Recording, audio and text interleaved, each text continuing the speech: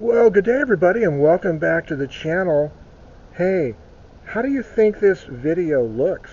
Yeah, not too bad, right? So many of you who have watched this channel over the last few years know that I've been involved in a lot of oddball alternative photographic projects and processes, and it's the kind of thing that I find really fun. Well, this particular project was kind of spurred on by our friend Gregory Short of Type Pals fame and Type Club Live. I'll leave a link down below to his channel.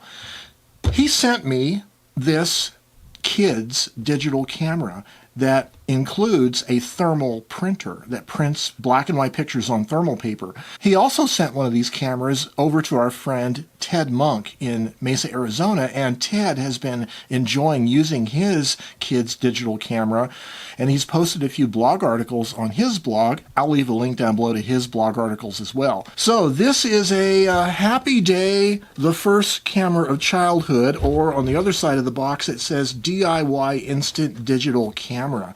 And yes, Gregory sent me the blue version instead of the pink version. Either one would be fine, actually. I thought it would be fun to look at this camera, see what it's all about, try it out, and see what the results look like. Stay tuned. Well, here's the box. On one side, happy day, the first camera of childhood. Well, that's pretty impressive. Don't worry, be happy. They might have borrowed that saying from something. And some example pictures here. And the features, 1080p video, print photo, playback, music. It plays MP3 files. It has some rudimentary 8-bit games. It'll charge via USB, and this is the blue version. Let's look at the camera. It clearly has an animal-like appearance with a little one-eyed cyclops kind of a look. This is where the thermal paper goes into. And on the back, we have a screen and a series of buttons here. Okay, so it comes with 3 rolls of thermal paper. It has a old-fashioned USB mini charger cable. It has a nifty little lanyard, a neck strap, and a little lanyard that goes on the camera if you want to use that. I'm not sure if I will, but there it is. And it has a memory card, an SD card, mini micro SD card, and it has some colored markers for you to color your prints and an instruction booklet, so that's pretty cool. Okay, we're going to pop open the printer. So the print head is right here, and there is a roller on the door, so you pop the roll in like that, and will it power up? It says, I heart deep, which is interesting. Okay, so it has 6 basic functions. We have the camera mode, camcorder or video mode, MP3 playback. We have printing mode, some games, and settings. So going to the camera mode, you hit OK, and it opens up the camera, and it happens to be that there are a front and a back camera. The left-hand button here switches between front and back camera, and there is the front-facing camera. And then there is a zoom mode. If you hold this button down, it'll zoom in, and this button will zoom out. Let's go back to the main menu. Then there is video mode. We can shoot video from the front camera or from the back camera. In the settings for the pictures, there are various what appear to be megapixel sizes, and this is the highest one where it says 48M, and there's no way that this is 48 megapixels, but it's the highest setting of whatever it is. So I'm shooting currently on the front-facing camera. I'm going to tilt it away from my video table and just push the button and take a photo, and it takes a picture. And let's look at the picture. So we can scroll down to the printing mode. Okay, so there's the picture I took. So I think what we'll do is we'll print that picture. So we're going to go to the print, start printing, hit OK, and we will, it says printing, please wait.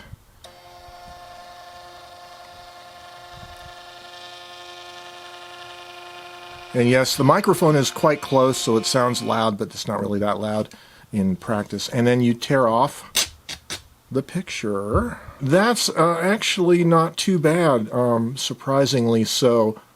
Now, I've also been experimenting with some test shots here, and I want to go through some of these prints and show you what I found with this camera.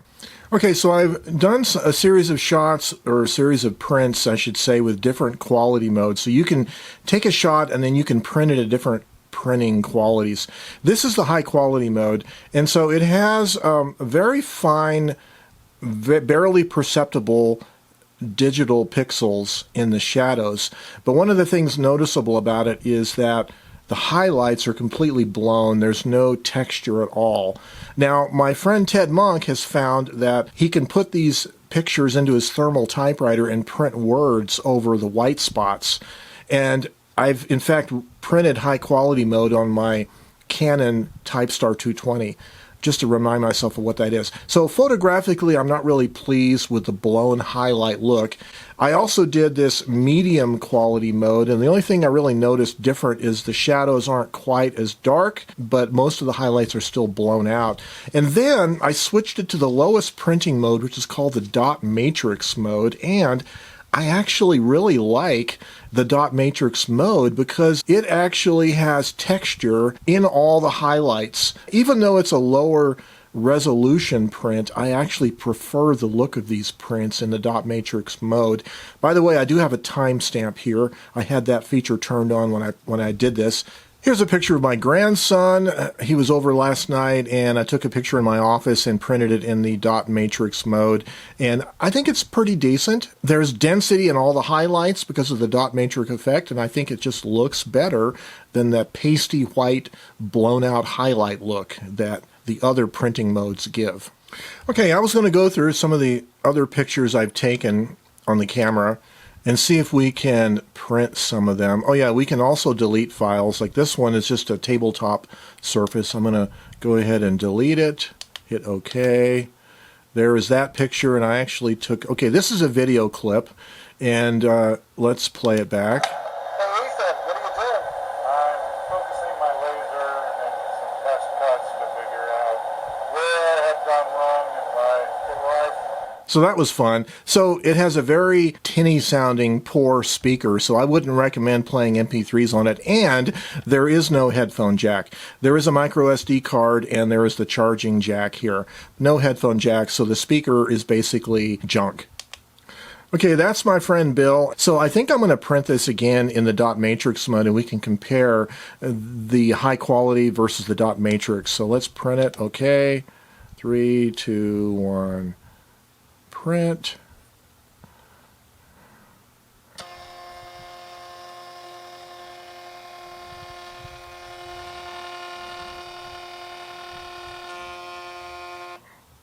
And okay, comparing the two pictures, the top one is with the high quality printing mode. The darker tones are better resolution, finer resolution, but the highlights consistently blow out on those modes. But the dot matrix mode, to me, just gives overall better tones because the highlights still have texture. I find it kind of interesting, yeah. So, you do not need to use an SD card to record still photos. The camera has its own internal memory, but for recording video, you have to have the memory card in place. I just wanted to briefly, I'm not going to play any games, but I'll just briefly, there's Snake, and there's Pushbox, and there's Tetris. Oh, there's Tetris. And 3 games, Snake, Tetris, and Pushbox. For all you, I don't know, is it 8-bit? It looks maybe a little better than 8-bit video, but I'm not really sure. Because you have zero control over exposure, some of the pictures are going to be under overexposed. You can't really do much with that, and you can't really adjust the tones or the exposure afterwards. This are 2 of our little Frenchie dogs, and I think I'm going to zoom in and try to get them, and then we will print the Frenchie dogs. Let's see what it looks like. Little Pablo is certainly dark, and Chapo is a little bit better. Not too bad, but hey, there you go. Dot matrix thermal printing mode zoomed in, and the resolution of the cameras themselves is much higher than the resolution of the printing technology. So there's probably no sacrifice when you are zooming in on the print. So you might as well shoot in the highest resolution mode. Okay, so pulling out the micro SD card, it's spring-loaded as you would expect. Okay, so when you put the card in, it'll say no name, unless you've named it something else. You'll see two folders, a DCIM for the photos and videos, and an MP3 folder if you happen to have any audio clips in there. So here's all the JPEGs and AVI files that it shot that were on the external card. Now it also has its own internal memory. So let's start with the JPEG, shall we? Okay, there is the shot of Bill I did yesterday. It's pretty obvious that the highlights around here are blown out. The camera has that typical very low quality effect with very little or no control over exposure. This is an outdoor shot. Actually, it's not bad. It's not overexposed really, but in order to get a good print, again, you have to use the dot matrix mode. Otherwise, the highlights are blown out even on this picture. Again, another shot of Bill. This is a close-up I did, just a test, and you can see a little bit out of focus, right? It's a fixed focus camera. There's my grandson last night. So this right here is our little yard ornament, an old parking meter. And interesting shot, so it's a fixed focus image. What's interesting is it almost does look like it was focused, though, on the parking meter. And back here on these shrubs, they do have that kind of out-of-focus look, and I don't know if that's just the lens or if there actually is some kind of autofocus going on, but right around here it looks out of focus, and there's almost some swirly bokeh going on effect. Maybe it's just the lens, I don't know. So this is my street shot taken through the windshield. It's interesting, the car looks sharp-edged pretty well. You can see some pixelation, but over here it looks like there's a little blurriness, and I don't know if I panned the camera. Maybe it was motion blur, but I don't see any motion blur on this building over here. So it looks like this is the same part of the image of that parking meter shot that was blurry. So I'm suspecting we have maybe the image sensor is not perfectly flat to the lens, one of those little artifacts. Here again, law office, so the curb and the light pole, street sign pole looks sharp as well as here, but right in the middle, again, it's a little bit of blurriness, a little bit of light flare, and again, a little blurriness in the same part. So there's some optical aberrations, almost like a double image. It's like the letters have a double image. So there's definitely some optical aberrations going on here. Let's go outside and record some video, shall we? Okay, we're in the 2.5K UHD video mode, and we are using the front-facing camera. There is no stabilization on this camera, and because of the electronic scanning of the frame, it's easy to get a lot of jerkiness, and also it's easy to get a lot of rolling shutter. If you can see the way the verticals are slanted when you move it, so you have to be very cautious with this camera in terms of how you move it if you want to use it as either an action camera or just a vlogging camera, which is a crazy idea. Okay, let's switch to the back camera. Well, okay, so we are backlit a little bit by the sky there, and I'm going to get around here so the auto exposure might expose a little bit better. The microphone is not really great on this camera, as you can imagine, but also it has several different modes, like special effects modes. This is the black and white mode, which I might end up using quite a bit, because I think the graininess and pixelation kind of superficially might resemble film grain, or at least a little bit, look not quite as objectionable. And this is the sepia mode. I don't necessarily think you would want to use these per se. If you're using any kind of even a superficial video editor, you can do these effects in post-production. And here is a highly lithographic, I don't know what you call it. It's basically total black and total white with no grayscale. And that's an interesting effect. I guess if I was doing a music video, this might be an interesting video effect to do with a thrashing, distorted guitar in the background. But other than that, I'm not sure. Maybe a science fiction movie this might work good with. When the saucers have landed and the aliens are coming out to attack the humans, maybe this is what you would use. And then there's this mode, which sort of looks like it's only looking at the edges of the tones, the sharp edges between tones. Kind of an interesting effect, but not very useful, I don't think. This is rather interesting. What does it do to the flowers? Maybe this is your Grateful Dead acid trip look. That's kind of interesting. But you wouldn't want to watch an hour's worth of this. And then there is a negative look. This is negative colors. So my blue shirt is now kind of amber orange colored or whatever. So that could be interesting, but again, you can do this special effect in any kind of video editor. But overall, I think the front and back camera are very similar in quality. I haven't really seen much difference in picture quality because they're both not very good. You have a screen you can look at, and the camera is right above the screen, so you can look at the screen and look like you're looking into the camera, which is kind of cool, right? But it is pretty junky quality video. And also, if you're using the rear screen for video, it reverses the image left to right. See the dictionary? Yeah, so all those rear-facing video shots were reversed. You'll have to flip them over in post. So how close can it focus? Well, I'm about less than an inch away, and now we're about 4 inches away. It is a fixed focus camera, definitely. So you can't really do any macro close-ups, but because the sensor is so small, you can get pretty close.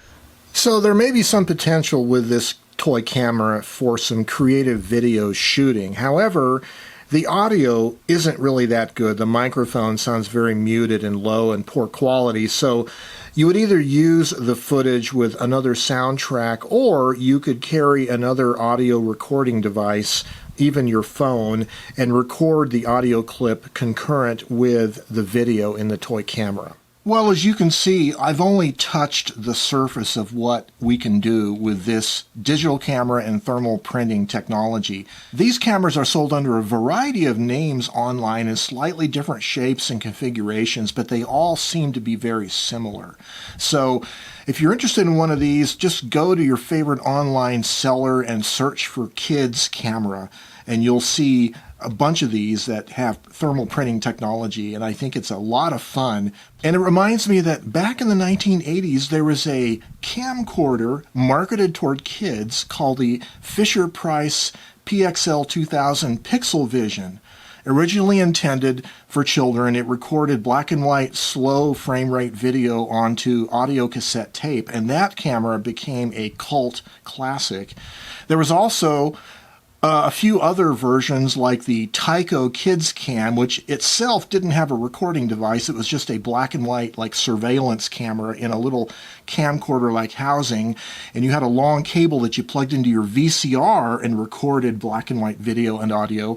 Those kind of cameras became cult classics with video artists looking for that alternative look, and these kind of cameras really have that same or similar kind of aesthetic. This one's shooting not only still photos but video also, which is really interesting.